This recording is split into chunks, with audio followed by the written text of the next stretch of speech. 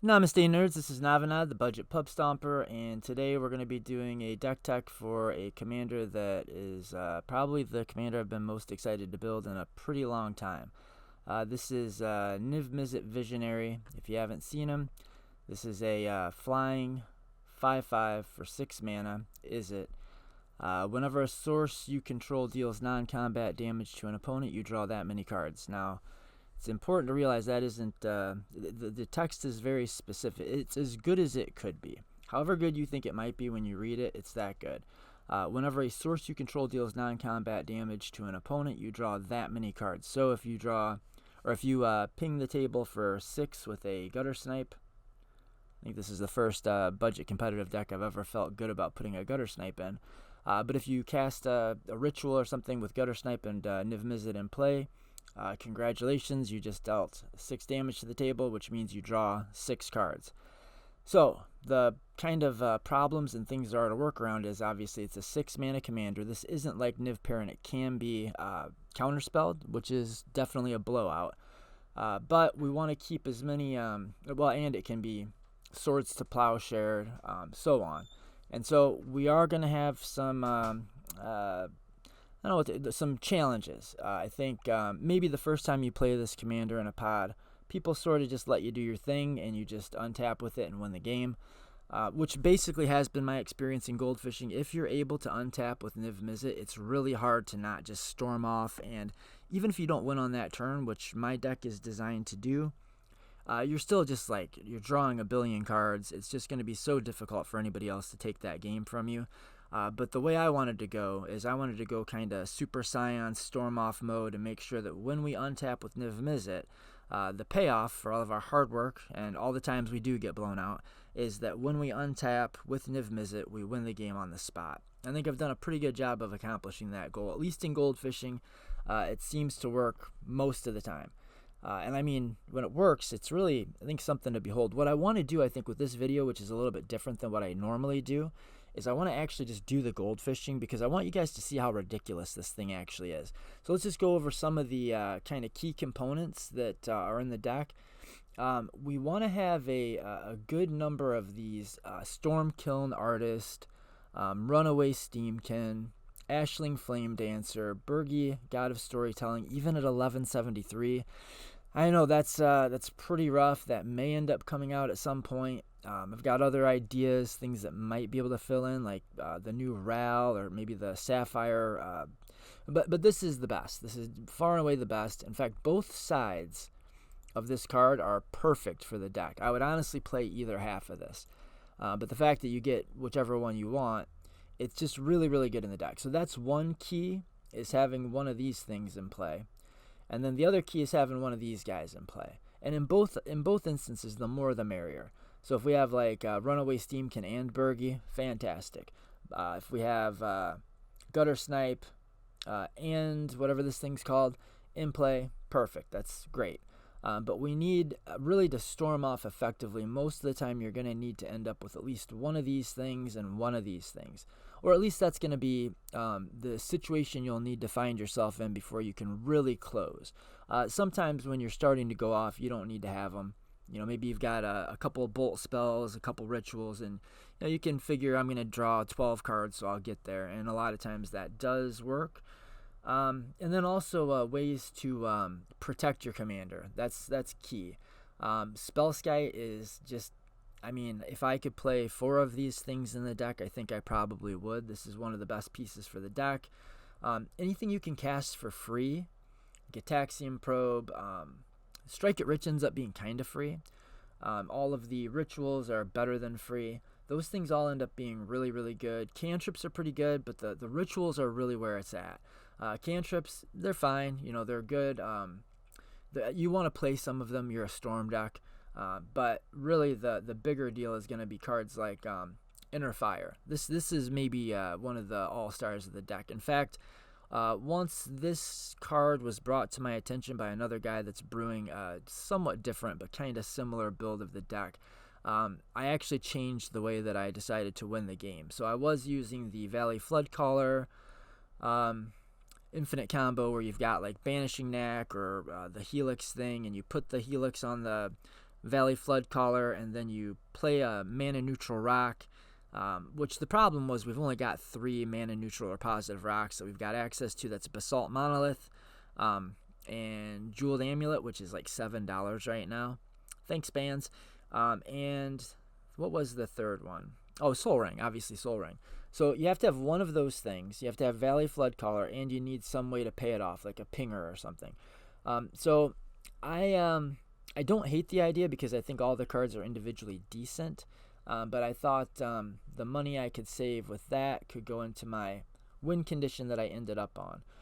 So the primary win condition, I mean, sometimes you can just storm off and bolt everybody dead. Maybe you've got like 3 pingers in play, and you can just keep casting spells until everybody dies. The problem with that, and this is a problem with the deck generally, is Niv Mizzet is going to end up decking us out. If we're doing 120 damage, we're drawing 120 cards. So we will deck out. That was one of the little struggles I had to figure out a way to work around. Also, one of the things we're up against, oddly, is this clause that you have no maximum hand size. In a lot of games, that's going to be fantastic, like when you actually do have to go off a little bit and then pass the turn. But I think if you're storming off appropriately, if you're really going off, I think this ends up working to your detriment, because there's a couple of cards like Glinthorn Buccaneer and whatever the Shark Rider thing is, things that allow us to just load up on a bunch of cards, and then if we have 80 cards in hand, we don't have to keep going. We can play our Glinthorn Buccaneer, we can pass the turn, and when we go to end step, we discard all of those cards, and that deals damage to the table. But because we don't have a discard phase, because we have no maximum hand size, those tricks don't work. And those tricks would have been great too, because they give you another alternate win condition. You can go to 8 cards and have a Glinthorn Buccaneer with a Curiosity on it, and you can win the game that way, which is a commander agnostic way to win the game. And I may end up getting another commander agnostic way in here. I was thinking Dualcaster Mage and Twin Flame. Those cards are not the greatest usually. Dualcaster Mage is fine. It's a good A+B win condition. But I was thinking, actually, if I don't have more than one of these, like Runaway Steamkin or Burgie, Stormkiln, Ashling, if I only have one of these, if I can even just make a copy of one of them with the so that's the way you could go. You could make a copy of it with your Twin Flame, in which case you'd have a nice backup win condition. That's not what I did. I'm going just super all in, balls to the wall. We're going to storm off and win the game, usually with this little combo. So let's say you've got 15 cards in hand. You cast Inner Fire, you hold priority, and you cast Reiterate, paying the buyback cost. So then you're going to have the copy of, what's it called? Inner Fire on the stack. You're going to have the instant speed Reiterate back in your hand. Then you cast it again, paying its buyback, and you make another copy of Inner Fire. And so you just make infinite mana that way. And it's trivially, it's absolutely, if you have both of these cards in your hand on your storm turn, you've won the game, honestly. It's trivial in this deck. So I thought both of those cards actually maybe just work a little bit better in the deck than some of our other possible win conditions could have been, that we could have used. And also the Reiterate can combo up with Pyretic Ritual, Seething Song effects, if we have enough of these cost reducers, like our, if you could play Sapphire or the 2 medallions, you could play those. You can play Ral, the Storm Conduit, or whatever, not the Storm Conduit, the new Ral that's 2 mana. But if you just have like a Stormkiln and a Burgie in play, then every time you cast a spell, it's going to give you basically 2 mana. And so you can sort of just imagine that the cost reduction of Seething Song turns it into 1 mana, add 5 mana. So you can have combinations of cards that will allow you to do the Reiterate trick with other stuff. But mainly you're going to need Inner Fire and Reiterate to win the game. That you're not going to need those to win the game. Honestly, when the deck starts going off, you're going to win the game. And maybe instead of trying to explain it, because you can look at the deck. We've got like kind of the old school Storm staples, like High Tide stuff. We've got High Tide and Snap, and so if you're not familiar with how that works, if you cast a High Tide and you've got some islands in play, and then you cast a Snap, you're going mana positive. So you're getting your effect, you're getting your trigger for casting a spell, which usually hopefully will deal at least 1 damage to each opponent and draw 3 cards. But then you're untapping 2 islands. So you paid 2 for the snap, but it nets actually 2 extra mana because you make 4 mana by untapping. Unwind can do the same kind of thing. If you're on the storm turn and you've cast your High Tide, somebody tries to counter something, they're going to wish they hadn't. When you counter with Unwind and then untap 3 lands and going up mana. Frantic Search, same thing. If we've got the High Tide, we can cast the Frantic Search. Frantic Search is always mana neutral. Snap is always mana neutral. But with High Tide, it's mana. They're both mana positive. Then we've got just your kind of standard batch of removal spells and control pieces. Your 1 mana, the inexpensive 1 mana counter spells, Dispel, and so on. And then we've got some ways to get rid of our Niv Mizzet when we need to kill everybody and not deck ourselves. And Alchemist Retrieval works. We can use the Steam Clean half of the Scalding Viper to bounce the Niv to hand and then go off. And Scalding Viper just also has other synergy with the deck because when it's in play, whenever your opponent casts a spell, if it's 3 CMC or lower, which it usually is, it's going to deal 1 damage to that player. And if you've got Niv Mizzet out, you're going to draw a card. Honestly, this is one of the pieces I think I'm the least confident on, but I think it's just making the cut. It's only 12 cents, and I'd be lying if I said that wasn't part of the equation. But it does 2 things we kind of want. Also, if you've got it in play when you're trying to do the storm run, whenever your opponents try to interact with you, it's going to give you an extra draw most of the time. Then we've got like free ways to protect our Niv Mizzet. That's very important. We can put Spell Skite out first and then play Niv. That's the best. Or if we have Misdirection in hand, these pitch spells get real good. If you're sitting there with 40 cards in hand, you don't mind discarding an island and another card instead of having to spend mana on your counter spell. So foil is just absolutely crucial in the deck. I would even be playing what's it called? The Shoal, whatever the blue Shoal is, Disrupting Shoal.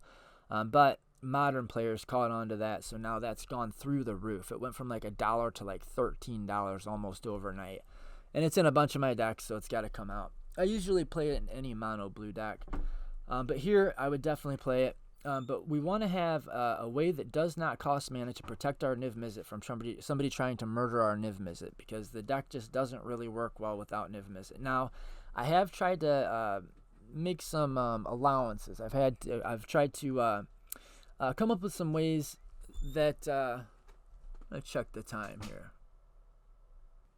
Yeah, I really want to get to the portion of the deck tech where I show the deck going off, but yeah, so I've got some engines that we can put together in the deck. We're playing things like whatever this is called, Coruscation Mage and Gutter Snipe, and this Intruding Soul Rager, which is great if you can play this ahead of the Niv Mizzet, but it's not as good if when you're going off. This is not one that you can drop and then continue going off harder. But if you can curve, turn 3 Intruder Soul Rager into turn 4 Niv Mizzet and go off on turn 5, then this will allow you to tap, deal 6 damage, draw 6 cards, and draw an extra card because it says so on the card. So if you put a Curiosity or a Ophidian Eye, and those are the 2 I ended up going with because they are non-creature spells. The other one's Tandem Lookout, but they're non-creature spells, so they'll trigger our Kessig Fire Breathers and our Mages, and all of our dudes get triggered, even your Burgi, all of your things get triggered. Most of your things get triggered for casting non-creature spells like the Kessig and so on. Okay, so let's get on with it. We want to have ramp so that we can get to our, we really don't want to be waiting till turn 5 to cast Niv Mizzet. We want Niv Mizzet to come down on turn 4. We're loaded up with rituals, we're loaded up with rocks, we're loaded up with ways to get there. Usually we can get there. Sometimes you can drop it on turn 3. That doesn't always mean you ought to. If you have the opportunity to build an engine, you can build an engine with one of the Curiosity effects for your pinger, or a Sigil of Sleep on a pinger too. That's a really good control piece.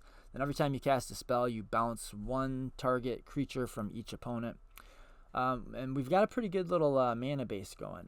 One nice thing about Izzet is that you can get a really good land base for a really cheap price. This is good, right? Like, this looks solid. I did go with these depletion lands. I'm a big fan of them to begin with, but in this deck, we have an expensive commander. We need to get that thing out fast, so that's why we're playing even some of the 3 mana rocks. And I even did throw in 1 tap land that's not a depletion land. I think probably 1 is fine. So I did throw the Temple of Epiphany. I think you could make a case for just cutting that in favor of like another island, probably. Maybe another mountain. The deck is pretty 50-50 split. We do need more red mana when we're going off for our rituals and burn spells. But we need to have blue mana open to protect ourselves and stop the game from ending before we can get to the storm turn. And the more islands we have, the better our high tide is. Okay, and we've got tutors that can find high tide. So let's just go into a play test. All right, so what's our first hand? We've got ramp. We've got our little guy here. Yeah, this is the kind of hand you're looking for. We'd like to have some early interaction, but truthfully, in Goldfishing, this will be even better. We have a little bit of awkwardness in whether we want to lead with the tap land. I think we do. I think this is going to end up being turn 3 Niv Mizzet, and we're just going to lose the depletion land. Let's draw for turn and see if anything changes. Not really. So we'll lead with our depletion land, and then we'll go to our next turn. We'll play our blue, and we'll tap this for 2, and we'll get a rock, and we'll tap the rock and the land. We don't have any counter spells anyway, so we might as well just do this. And then we'll go to our turn 3, play out a land, and then we're probably just gonna 1, 2, 3, 4, 5. 1, 2, 3, 4, 5. Yeah, here we can hold up a blue mana for Spell Pierce. And we have to decide whether we want to. We've got options. There's things we can do. I think because we could use the ritual and save the depletion land, but that might be the way to go. We could try to get our guys out ahead of time before. Let's do that. I'm gonna go a little bit slower. We're gonna take the slightly slower option. Let's leave the blue, and we're gonna put out a Kessig, and that feels a little bit bad, but here we can hold up a lightning bolt if we need to stop like Selvala from going off. We can hold up a Spell Pierce. This is the safe option. This is probably how you should actually play it. Now, right now we could have just jammed a turn 3 Niv Mizzet, and turn 4 we would have had a very good chance of going off, but I don't feel like that's the responsible way. And I want to show you how I think the deck will actually play out most of the time. A card was drawn. You now have 5 cards in hand. Okay. Yeah, we would rather not have drawn this one, but what are you going to do? So 1, 2, 3, 4. I was really hoping to draw. Well, we'll do this. 1, 2, 3, 4, 5. That goes to the bin, unfortunately. Cast our Niv Mizzet. And now we could try to find another land right now. And I think this is just what we do. So let's gut shot somebody. So we're turn 4. We're going to gut shot somebody for 1. So that's going to deal 1 damage and draw us 1 card. And then the Kessig is going to trigger and deal 1 damage to each opponent. So we're going to end up drawing 4 cards off of this for 2. We pay 2 life. 1, 2, 3, 4. And that did get us to our red land.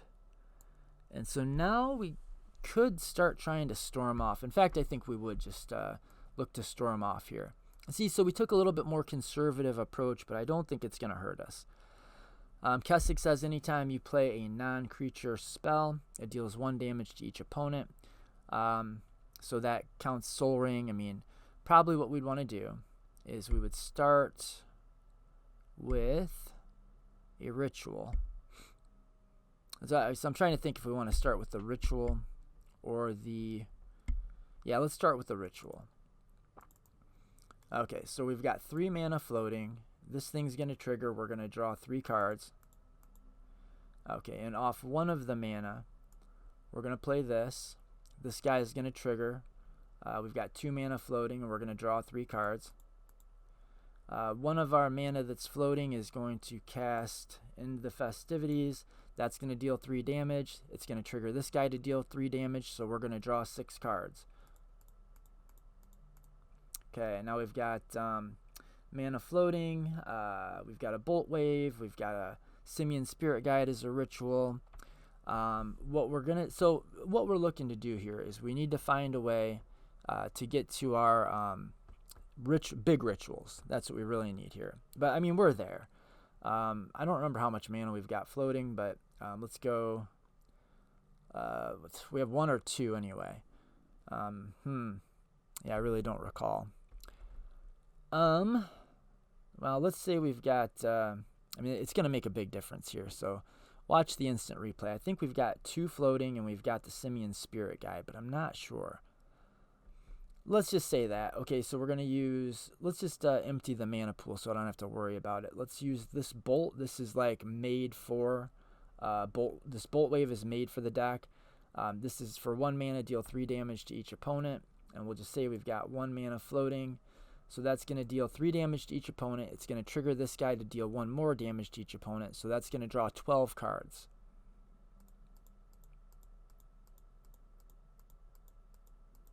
Okay. And you kind of see where this is going, right? We could use our 1 mana to cast this, and we'll just leave that out as the treasure. That's going to give us, so we're empty on mana now. 1, 2, 3. See, this would be nice if we could discard it, but we don't. We have no maximum hand size, so that actually does end up working against us sometimes. We need a. Do we have a rock? We need a rock. Okay, so let's go.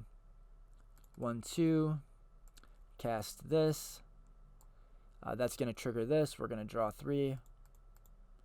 Okay, so there's our rock. That's 1, 2. Where's a ritual? 3. The reason we need the rock is to cast the snap. I think that's going to be pretty important. It's unfortunate we don't have a depletion land in play. The snap would be crazy. If we did. It's really good with the depletion lands sometimes. And if somebody tries to interrupt us or deal with what we're doing, we've got there's just no way, right? I mean, if we do have to pass the turn here, I don't think we do, but if we do have to pass the turn here, we've got misdirection, we've got daze, we've got free interaction, we've got, ways to come up with extra mana. We could just set up and make sure that we've got blue open if we feel like we need to do that. But we're going to cast Snap and just see where this gets us. I'm going to cast Snap and bounce somebody's thing to untap 2 lands. And to trigger this guy, which is going to draw 3. Now what? We need to have Bergie out. And we're not going to be able to do that without going... Okay, I've got an idea. What we could do is we could play the Bergie. It'd be 1, 2, and then our Simian Spirit Guide would play the Bergie. Then with our Bergie in play, we could get another trigger by casting... Where is it? This gets a little bit convoluted.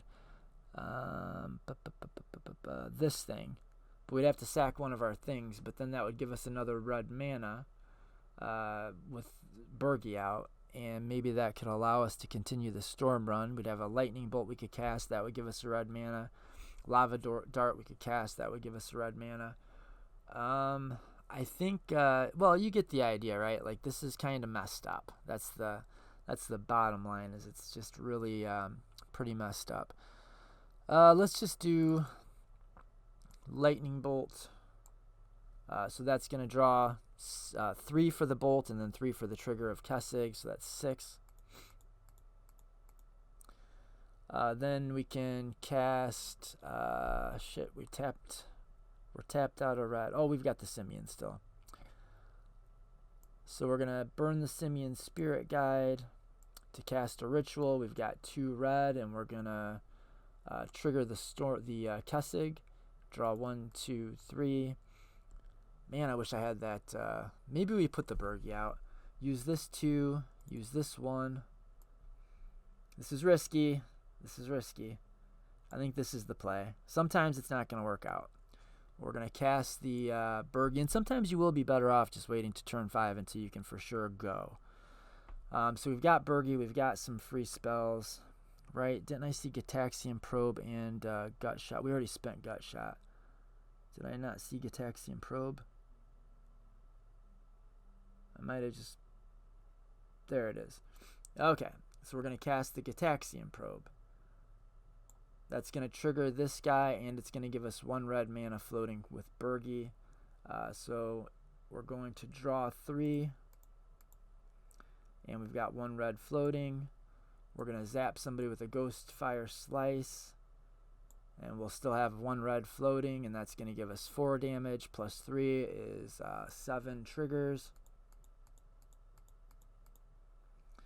And so on and so forth until, ideally, we've murdered everybody. Now, we've drawn a bunch of cards. We've dealt out a bunch of damage.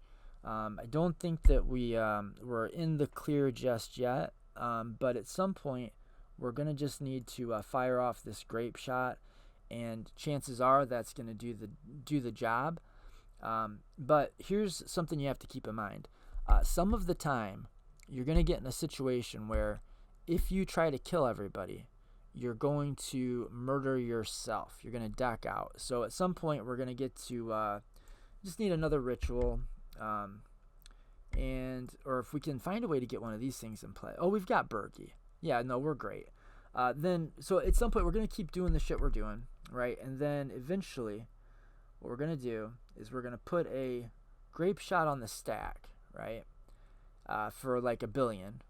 And we're going to use our Flare of Duplication, sacrificing the Niv Mizzet to make a copy of Grape Shot. And so that's going to burn everybody out without actually killing us.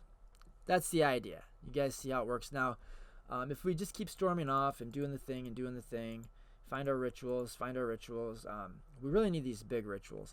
But if we can get to the point where we can get... where is it? We've got the Reiterate already. So what we really need is... I don't think this quite gets us there. It would be basically discounted by 1. So that's 2. Gives us 5 mana. So that nets 3. This would cost 6, 5. Say 5. No, we're just shy. We need another piece in play to make this go infinite with Reiterate. So we need to keep storming off until we find... the Gut Shot probably, or the Storm Spell probably got us there. But what we really... The cleanest way to win with the deck is going to be to use Inner Fire. So we'll have, 70 cards in hand, cast an Inner Fire. And that's going to add 70 mana to our mana pool. And we're going to cast Reiterate, paying the buyback, putting another copy of this on the stack. We will have to have gotten rid of our Niv Mizzet by the time this happens. And so on and so forth, until we burn everybody out with our pingers. Or just, once you've got infinite mana and the Reiterate back in your hand, you cast Lightning Bolt, you pay the buyback, and you just keep copying Lightning Bolt over and over with Reiterate. Or you have this massive graveyard stocked full of stuff, and you cast what is it called? It's the one that lets you play shit out of your graveyard. Can never remember the name of it. I'm sure it's in our hand. Here it is. Past in Flames. Yeah, Past in Flames is another finisher for us. So that's how the deck plays. Pretty gross, right? Do I have time to do another one? Restart. That wasn't perfectly clean, but it was pretty fast. And it could be that we sputtered out and we didn't find the rituals. First of all, I'd say if you were actually stopping and thinking about your lines ahead of time, and if you've been playing the deck for more than the 2 days that I started brewing it, probably there was something we could have done better than what we did that would have guaranteed an easy victory. I think there's a good chance we just slid into it anyway. Even if not, if we have like 23 cards in hand and our Niv Mizzet in play, we've got free counter spells, we've got interaction, we've got mana up.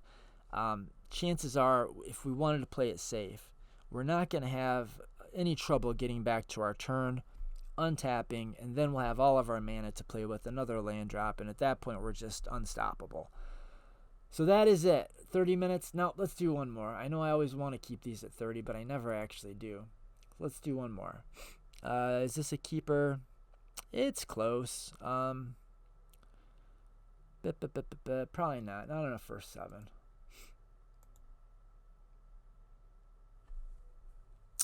We don't have a pinger. We do have a bolt that might be able to get us started. We don't have as many lands as we'd like. Let's try it. Okay, we're going to go turn 1. Unfortunately, we don't have any of our depletion things. Turn 2. Yeah, turn 2. And we're going to tap 2 for a Cold Steel Heart and probably name red. So this is going to tap for red mana. Then we go to our next turn. And here we're going to likely just want to put down Basalt. And go to turn 4. And I think here we want to hold up interaction in 1, 2, 3, 4, 5. Probably want to do this. And we've got our unwind. Was this red? We could do it this way. Yeah, let's do it that way. So we can hold up our unwind and our lightning bolt. Most of the fast combo decks and budget competitive use creatures. Marwyn and Selvala, Magda, Kinnan. These kinds of decks need to have their commander in play and their little squishy commanders. So I'd always feel a lot better on turn 4, passing the turn with a lightning bolt in hand. So unwind will take care of any non-creature thing. Lightning bolt will take care of any creature thing, likely. And then if everything pans out and just let's say the first guy tries to cast Peer into the Abyss or something, we can unwind that, and then if the next guy tries to win with Marwyn, if Marwyn's not got 4 or higher power, we can lightning bolt the Marwyn. You get the idea. Or we kill the Quirion Ranger or whatever. So I'd feel reasonably safe the way this has gone, and then we're going to go to our next turn. All right, and we don't have all the things, but this is tapped. So we need a pinger. That's what we need. Let's zap a lightning bolt out there and deal 3 damage, draw 3 cards. We maybe want the red mana. So this is a tough call, right? Like what we could do is we could cast the Bolt Wave and we could draw, draw 9 cards. But then we would be out of red mana. And so then we could do Izzet Signet, which would get us to, I hate to do it this way, but I think if we feel like we need to go off on this turn, what we'd have to do is something like this. We'd want to go, hate to waste this High Tide without having the right kinds of ammo, but we've got 3 blue. This gives us 4 blue instead. So we'd cast our High Tide, maybe. Got 4 blue. This was set to red, so I can't use it, unfortunately. Would it have been better to go this? No, this is fine. Okay, so now we've got 4 or 5 mana. We'll only have 6 cards in hand if we do what I'm thinking. 1, 2, 3, 4, 5. We've got 1 blue floating. When we cast this, and now we've got 6 red and 1 blue. We're going to use one of those 6 red to cast this guy. Deals 3 damage to each opponent, and we're going to draw 9 cards. Oh god, we just needed to hit the damn... we really needed to hit a pinger. Whenever I am whiffing, I'll say this. What I've noticed is it's because I don't have a pinger in play. Maybe we need to jam another gutter snipe in this thing. We've got a ton of mana floating. I don't remember how much. 5, 6. I think we've got 1 blue and 5 red. So we could just keep loading up on. We could ritual out all of our things, and then we could cast the Wheel of Misfortune and get a new grip of 7. And if people are trying to, I think what most likely everybody's going to do if they're smart is they're just going to let us use this as a one-sided wheel. And then when we wheel, only we get to get 7 new cards. Because, hopefully that's not the case, because if these people do decide to pay their life, then when they pay life, that's a non-creature source of damage.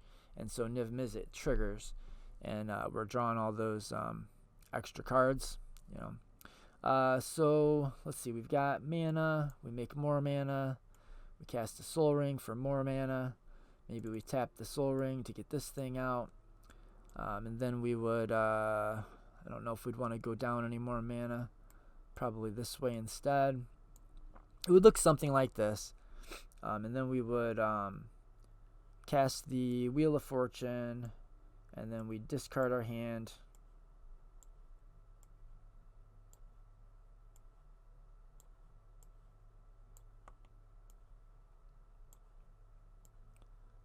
If you've got a good read on the table, if you know people do want to draw cards, you could pick 0 and keep your hand. And then as long as a couple of people picked some number, so if somebody picked 3 and somebody picked 4, and the other person picked 0, which I think is perfectly reasonable. If you knew that was if you had a feeling that was going to happen, or if you wanted to bet on that happening, then you could pick 0 and then keep your hand and then draw 7 cards. In fact, that might have been the thing to do. I'm new to the deck, guys, but you can see this thing is busted. Still no pinger, unfortunate. I don't actually recall how much mana we have floating, but if we have, I think we probably, I'm sure we have enough for Past in Flames, and then this thing. Yeah, I really should have been marking the mana down. I mean, I'm just trying to show you guys what the deck does. I think we had quite a lot of mana, actually. So let's just say we could Past in Flames, and then we could cast this stuff out of our graveyard. So we cast that, and we draw 9 cards. We cast this, and we maybe we cast the Ritual. We cast this, then we get another draw trigger. Then we sacrifice a mountain to cast this again and get another draw trigger. And we cast a Gut Shot and get another draw trigger. And so this pinger, this is the kind that would really save your ass if it weren't for one fact. And that is that this thing you need to untap with this in play. So I think here we'd end up having to pass the turn with just an enormous amount of cards in hand, and then just hope that it gets back to us. We've got no free interaction. It would be a risky one. That didn't turn out so good. Well, who knows? I probably played it wrong, and I really wasn't counting the mana. But hopefully you're getting at least a look at what this deck is capable of. This is a keep. Draw. Cast this first. Scry. Do we want that? 1, 2, 3, 4, 5.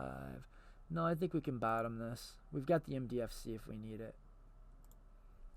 And then we go to our next turn.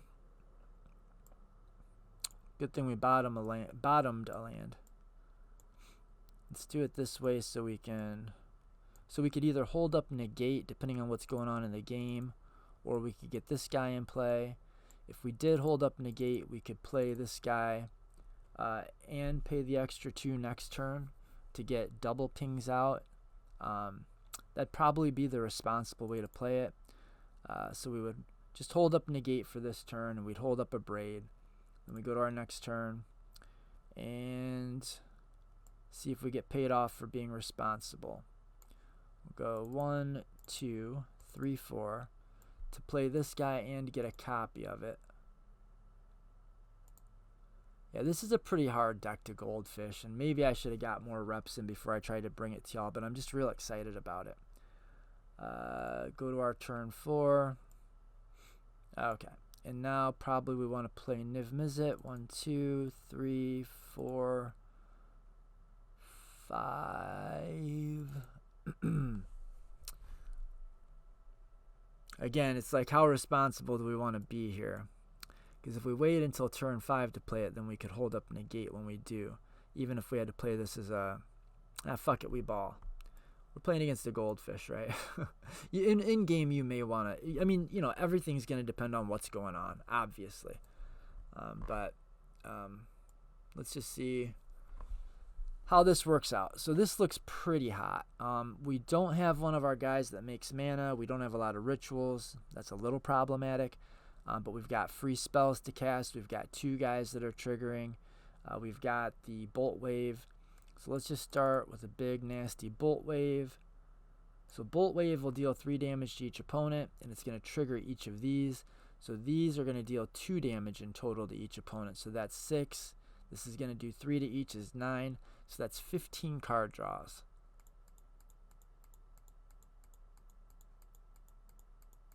Yeah, we're there. I mean, I don't think we can reasonably lose in this position. We can cast this to play a high tide. So now our 2 islands are going to tap for double. That'll set off both of these guys and we'll draw 6. We've got a snap. We can cast snap for 2 blue. Trigger both of these guys, is going to draw 6 cards, and we're going to untap 2 lands. 1, 2, 3, 4, 5, 6. The 2 lands we're going to untap are going to be the 2 islands, so we're going to tap this in response to float 2 blue mana. Untap them. And now we're going off with high tide. We can cast this thing for free, blow up an artifact, trigger our dudes, draw 6.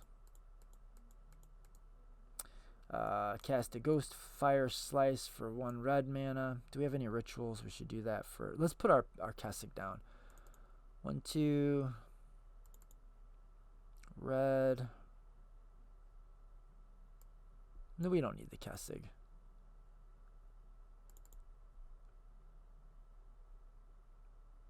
I don't think we need the Kessig. Honestly, I think we would have to somehow find a way to punt to screw this up. But what we're looking for, what we'd like to find, would be ritual spells. But we do Ghost Fire Slice, and that deals 4 damage to somebody, and pings for 6 is 10 draws. 1, 2, 3, 4, 5, 6, 7, 8, 9, 10. There, yeah, we're totally. There's no way for us to fail at this point. We can cast this. 1. No. 1, 2, 3. We'll tap this in response to add 2. Cast this. It's going to untap 2. So we've got tons of mana floating. We get another 2 triggers here. So 6 card draws. And we're going to frantic search. So we're going to draw a total of 8 cards and then choose and discard 2.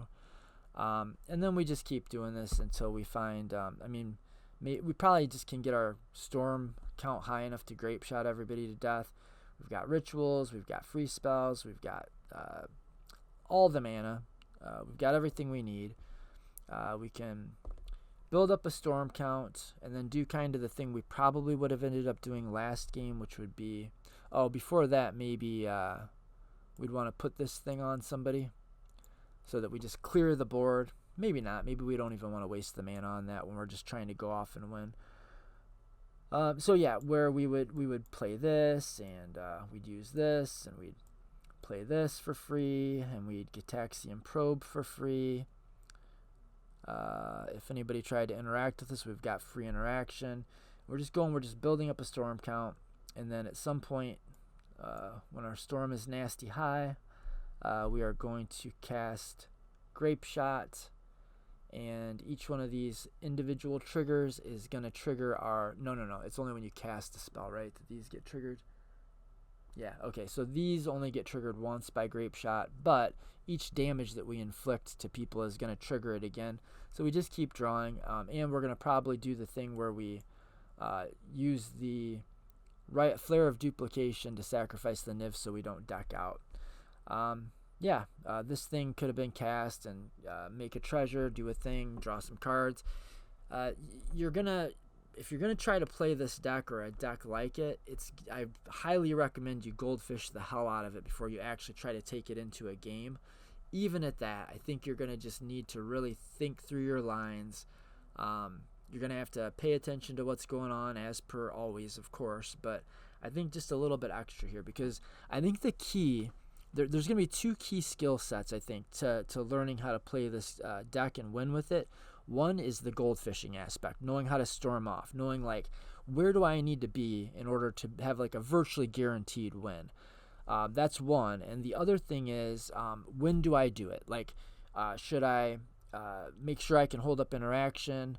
How likely do I think my commander is to get murdered if I try to go now? Should I wait? Do I have a, so just kind of the usual stuff. But whereas a lot of times when you play decks, there's only so far you can get from goldfishing. When you're playing a storm deck, I think you can do yourself a lot of good by just sitting there and just running the games out over and over and over and over until you really understand. Now, I was trying to go off all in one turn because it looks cool and I'm goldfishing. But I think also a lot of times the question is going to be when to just keep going for it and when to just pass the turn with 20 cards in hand and dare somebody to do something. So I think that's going to wrap it up. I know, like, I don't have the, I'm not, like, nearly flawless at playing the deck yet. Just started messing with it. But hopefully you're seeing what I'm seeing. And what I'm seeing is this thing is messed up, right? Well, that's it, guys. Word to your mothers and your sisters and your brothers and your dogs and your cats. Namaste, force be with you, and peace be with you and also with you, and may the force also be with you. East side until the day that I die. Word to your people. Namaste, nerds.